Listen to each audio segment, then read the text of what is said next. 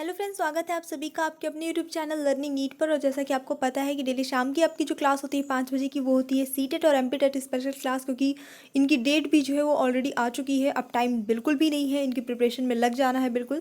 तो चलिए स्टार्ट करेंगे सेशन बिना टाइम वेस्ट के। देखेंगे बाल विकास एवं मनोविज्ञान के कुछ क्वेश्चन। और इसके साथ ही मैं पहले आपको बता दूँ, जो लोग चैनल पर न्यू हैं, कि आपको सीटेट और एमपीटेट के लिए सबकी एक अलग प्लेलिस्ट बनी है। सीटेट हिंदी, सीटेट सामाजिक अध्ययन, सीटेट हर चीज़ की, इंग्लिश पेडागोजी, हर एक सब्जेक्ट की सीटेट की प्लेलिस्ट बनी, जिसमें आपको बहुत सारे वीडियो मिलेंगे जो आपके लिए डेफिनेटली हेल्पफुल होंगे। हाँ, लेकिन देखना और समझना उसे वो आपको पड़ेगा, क्योंकि मेहनत तो आपको करनी है, तभी आप एग्जाम में क्वालिफाई कर पाएंगे। खैर चलिए स्टार्ट करेंगे सेशन। जितने भी लोग जुड़ चुके हैं रिप्लाई करने के लिए रेडी हो जाइए। तो आज का जो पहला प्रश्न है वो है, बालकों में पाई जाने वाली मूल प्रवृत्तियों के विषय में सही कथन है क्या। पॉजिटिव वाला लेना है आपको यहाँ पे। मूल प्रवृत्तियाँ केवल विशिष्ट बालकों में पाई जाती हैं। मूल प्रवृत्तियों की अभिव्यक्ति के लिए प्रशिक्षण की आवश्यकता पड़ती है। मूल प्रवृत्तियां जन्मजात तथा आंतरिक होती हैं। प्रत्येक मूल प्रवृत्ति किसी लक्ष्य की ओर प्रेरित नहीं करती है। जो बिल्कुल सही कथन है वही आपको यहाँ पे चूज करना है। तो बिल्कुल बिल्कुल ऑप्शन नंबर सी सही हो जाता है। मूल प्रवृत्तियां जन्मजात होती हैं और आंतरिक होती हैं। ठीक है, अगला देखेंगे, बालकों के विकास के संबंध में सही कथन क्या है। विकास बालक में होने वाले सभी परिवर्तनों का योग है। विकास की एक अवस्था का प्रभाव दूसरी अवस्था पर नहीं पड़ता है। बालक का विकास जीवन पर्यंत चलने वाली एक प्रक्रिया है। बालक का विकास उसके शारीरिक, मानसिक तथा व्यवहारिक संगठन से संबंधित है।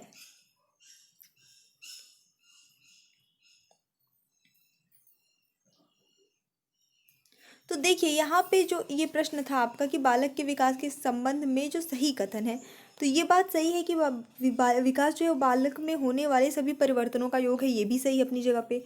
जीवन पर्यंत चलने वाली एक प्रक्रिया है, ये भी सही है, और ये भी सही है। तो कहीं ना कहीं ये तीन पॉजिटिव आ रहे हैं। तो मुझे ऐसा लग रहा है कि क्वेश्चन जो है वो मिसप्रिंट है, यहाँ पे नहीं होना चाहिए। कौन सा कथन जो है सही नहीं है, तब इसका आंसर आपका ऑप्शन नंबर बी हो जाता। क्योंकि विकास की एक अवस्था का प्रभाव हमेशा दूसरी अवस्था पर पड़ता ही है, ऐसा नहीं कि दूसरी अवस्था पे नहीं पड़ेगा। तो ये वाला कथन जो है वो गलत है विकास के संबंध में, बाकी के तीन सही है। तो ये क्वेश्चन जो है वो निगेटिव होना चाहिए था, सही कथन नहीं है, ऐसा यहाँ पे होना चाहिए था। एग्जाम के टाइम पे बहुत फोकस करके इन सारी चीज़ों को देखिएगा। शिक्षार्थियों में अध्ययन की आदत का विकास करने का श्रेष्ठ उपाय है क्या। कक्षा के वातावरण को शांत करना, कक्षा में सजावट करना, कक्षा में महापुरुषों के चित्र लगाना, या कक्षा की सफाई करना।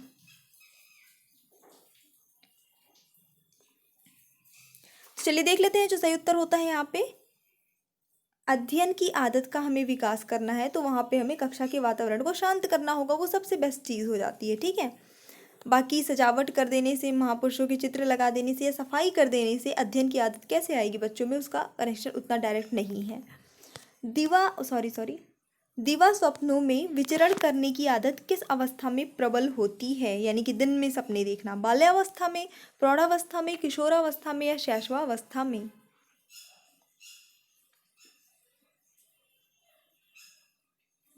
तो यहाँ पे बिल्कुल सही उत्तर होता है आपका ऑप्शन नंबर सी, किशोरावस्था में, जहाँ पे बालक जो है कल्पनाओं में जीने लगता है। है ना, एक काल्पनिक, उसकी अलग ही काल्पनिक दुनिया हो जाती है, सपने, दिवा सपने जिसे कहते हैं, वो देखने लगता है। बालकों में रुचि उत्पन्न करने के लिए क्या करना चाहिए। रटने की आदत को प्रोत्साहन देना, पाठ की पुनरावृत्ति कराना, पाठ को बालकों के व्यवहारिक जीवन से जोड़ना, या निरंतर मौखिक अध्यापन कराना। तो बिल्कुल सही है सभी का ऑप्शन नंबर सी। पाठ को बालकों के व्यवहारिक जीवन से जोड़ेंगे तो बच्चों को इंटरेस्ट अपने आप आ जाएगा, क्योंकि वो उस चीज़ से जुड़ी होगी जो वो अपने जीवन में अनुभव करते हैं। बालक के दूषित वातावरण में परिवर्तन करने से होता है क्या। अच्छी आदतों का निर्माण, बुरी आदतों का निर्माण, अभिरुचि का निर्माण, या दृष्टिकोण का निर्माण। तो देखिए, दूषित वातावरण है, उसमें आप परिवर्तन कर देंगे, मतलब उसे अच्छा कर देंगे, तो क्या होगा, अच्छी आदतों का निर्माण होगा, है ना। तो ऑप्शन नंबर ए सही होता है। अंतर्मुखी बालक होता है कैसा। स्वयं को यथार्थ के अनुकूल ढालने वाला, सभी के साथ मिलकर चलने वाला, एकांत में विश्वास रखने वाला, या फिर समस्याओं को पारस्परिक रूप से समझने वाला। अंतर्मुखी बालक। तो जो अंतर्मुखी बालक होते हैं वो एकांत में विश्वास रखते हैं, वो अकेले रहना ज़्यादा पसंद करते हैं, एकांत में रहना ज़्यादा पसंद करते हैं। तो अंतर्मुखी बालक का जो है ये सही ऑप्शन हो जाएगा। निम्न में से कौन सी एक समावेशी शिक्षा की विशेषता है? कक्षा में विभिन्नता का सम्मान करना, शिक्षक के इनपुट को प्रोत्साहित करता है, खेलों का विशेष आयोजन करता है, विशेष समूहों से अध्यापकों को शामिल करता है। समावेशी शिक्षा की विशेषता, तो यहाँ पे कक्षा में विभिन्नता का सम्मान करता है, क्योंकि समावेशी जो शिक्षा होती है, समावेशी कक्षा होती है, वहाँ पे सामान्य बालकों से लेके जो विशेष आवश्यकता वाले बालक होते हैं सभी होते हैं, यानी विभिन्न प्रकार के जो है बालक होते हैं, उनकी भाषाएं भी विभिन्न होती हैं, बहुत सारी चीज़ें भिन्न होती हैं, फिर भी उनको एक समान जो है रखा जाता है, एक समान ट्रीट किया जाता है। तो ये बिल्कुल सही ऑप्शन इसका हो जाता है। सीमा हर एक अध्याय को बहुत जल्दी सीख लेती है, लेकिन सीमा सीखने में काफ़ी समय लगाती है। यह विकास का कौन सा सिद्धांत है? निरंतरता का सिद्धांत, सामान्य से विशिष्ट की ओर, व्यक्तिगत विभिन्नता, अंतःवैयक्तिक संबंध।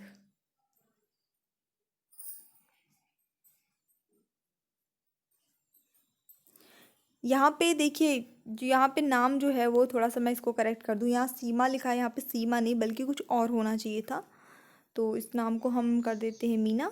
ठीक है, चलिए अब इस प्रश्न का उत्तर बताइए। अब तो पता चल गया होगा ऑब्वियसली। तो यस, यहाँ पे जो करेक्ट आंसर होगा वो व्यक्तिगत विभिन्नता हो जाएगा, क्योंकि हर एक बालक अलग होता है और सबकी सीखने की क्षमता भी अलग होती है। तो कोई जल्दी सीख लेता है और किसी को थोड़ा समय लगता है। प्राथमिक विद्यालय में बालकों के गत्यात्मक कौशल ज्ञात करने में सहायक नहीं होता है क्या? अभ्यास, हस्तलेखन, अधिक प्रक्रिया, अवांछित विश्राम। और इस प्रश्न के लिए जो सही उत्तर होता है आपका वो हो जाता है ऑप्शन नंबर 4, अवांछित विश्राम। तो यह बोला है जो सहायक नहीं होता है, तो मतलब बिना ज़रूरी गैर ज़रूरी विश्राम बस करते रहना, ये कहाँ से बालकों में गत्यात्मक कौशल ज्ञात करने का सहायक होगा, है ना, जाहिर सी बात है। माध्यमिक कक्षा के शिक्षार्थियों को अभिप्रेरणा प्रदान करने हेतु उत्तम उपाय है क्या? अच्छा भाषण देना, अभिभावकों से शिकायत करना, नवाचारों का प्रयोग करना, या विद्यालयी आदर्शों का पाठ पढ़ाना।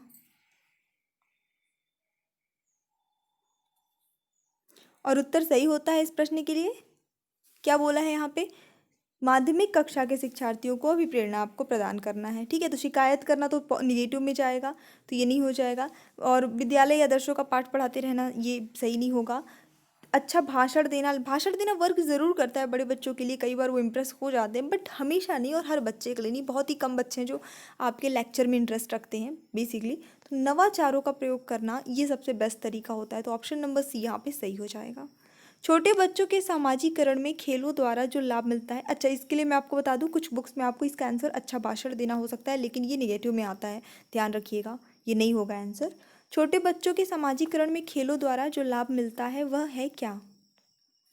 बालक के शारीरिक एवं गामक विकासों को बढ़ावा मिलता है, बालक की क्रियाओं का अन्य बालकों की तुलना में मूल्यांकन हो जाता है, बालक सामाजिक प्रत्याशाओं के अनुकूल समायोजन सीख लेता है, बालक शारीरिक रूप से विश्राम पा लेता है। तो क्योंकि यहाँ पे देखिए समाजीकरण की बात हो रही है, समाजीकरण में जो लाभ मिलता है वही हमें बताना है, तो शारीरिक मानसिक ये सारी चीज़ों को साइड कर देना है, ऑप्शन नंबर सी सही आएगा।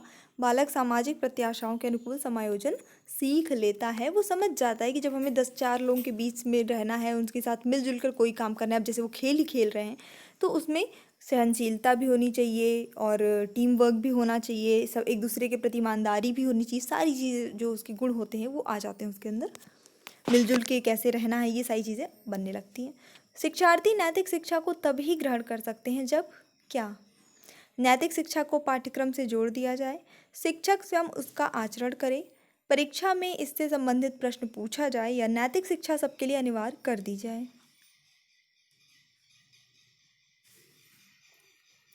और उत्तर सही होता है कि जब शिक्षक जो है वो खुद उसका आचरण करे तो बच्चे, क्योंकि टीचर को अपना आइडल मानते हैं, तो बच्चे भी उससे इम्प्रेस हो सकते हैं और वो भी वैसा ही व्यवहार करने की कोशिश कर सकते हैं। प्रगतिशील शिक्षा के प्रमुख पक्षधर जॉन डीवी के अनुसार शिक्षा एक क्या है? सैद्धांतिक आवश्यकता है, मनोवैज्ञानिक आवश्यकता है, व्यक्तिगत आवश्यकता है, या फिर सामाजिक आवश्यकता है?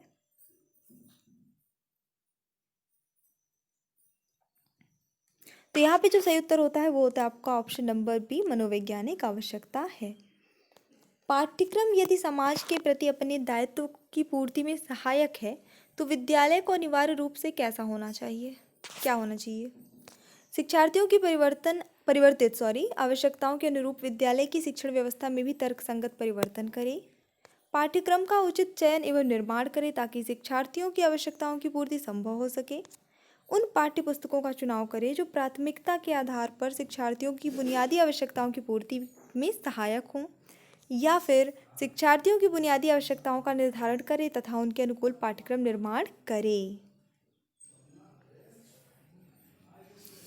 तो यहाँ पे सही उत्तर होता है आपका ऑप्शन नंबर सी, उन पाठ्य पुस्तकों का चुनाव करें जो प्राथमिकता के आधार पर शिक्षार्थियों की बुनियादी आवश्यकताओं की पूर्ति में सहायक हों। मचान सिद्धांत का संबंध किससे है? अच्छा प्रश्न है ये। सीखने में वयस्कों से सहायता प्राप्त करना, पिछले अधिगम का दोहराव, मापन की प्रक्रिया तेज करना या बच्चों को स्थिर वातावरण प्रदान करना। मचान सिद्धांत, चलिए देख लेते हैं क्या इसका आपका सही उत्तर होता है। ऑप्शन नंबर ए यहाँ पे सही होगा, सीखने में वयस्कों से सहायता प्राप्त करना, इसका संबंध इससे है। मचान सिद्धांत एक एक्चुअली प्रोसेस होती है, एक प्रक्रिया होती है जिसमें शिक्षक छात्रों को नई अवधारणा, कौशल ये सब कुछ अर्जित करने में सहायक होता है। तो शिक्षक मतलब ऑब्वियसली वयस्क में आ जाता है, जो कि बच्चे होते हैं वो अपने बड़ों से हेल्प लेकर कोई भी चीज़ सीखते हैं। जीन पियाजे द्वारा प्रतिपादित संज्ञानात्मक विकास सिद्धांत की अंतिम अवस्था है क्या? इंद्रिय जनित गामक अवस्था, अमूर्त संक्रियात्मक अवस्था, मूर्त संक्रियात्मक अवस्था या पूर्व संक्रियात्मक अवस्था।